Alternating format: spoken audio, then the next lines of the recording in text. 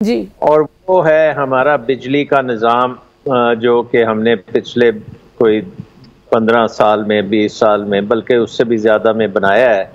और वो निज़ाम ऐसा है कि उसके तहत हमने बिजली तकरीबन इम्पोर्टेड बिजली कर दी है। यानी कि जब आप घर का स्विच ऑन करते हैं तो आप वो बिजली इस्तेमाल कर रहे हैं, तो उसी वक्त आप अपनी इम्पोर्ट्स का भी मीटर ऑन कर देती हैं। यानी कि वो उसके लिए हमने इम्पोर्टेड फ्यूल है, इम्पोर्टेड गैस है, इम्पोर्टेड कोल है।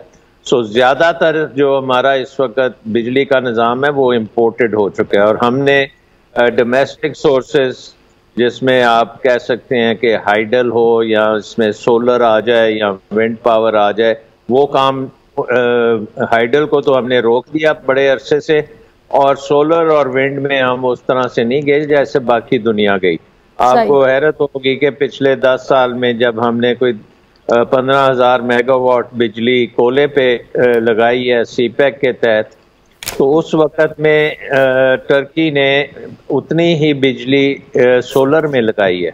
सो ज़ाहिर है कि हमें जो है वो डॉलरों में पे करना पड़ता है, टर्की में वो सोलर बिजली उनको आसमान से मिलती है। सो ये एक बहुत बड़ा हमारे लिए फैक्टर बन चुका है।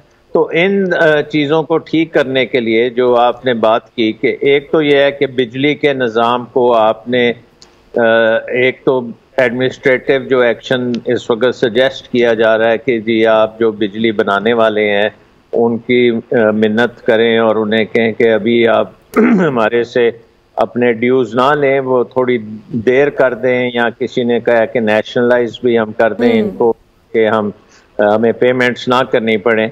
लेकिन ये जो है मामला आपको उस वक्त तक ये आपके गले पड़े रहेगा जब कि ये हम नई बिजली जो है वो हम सोलर पे नहीं लेके जाते, नई बिजली हम हाइडल पे नहीं लेके जाते, और ऐसी सोर्सेज बनाएं अगले 5-10 साल में कि जो डोमेस्टिक हों रादर देन इम्पोर्टेड।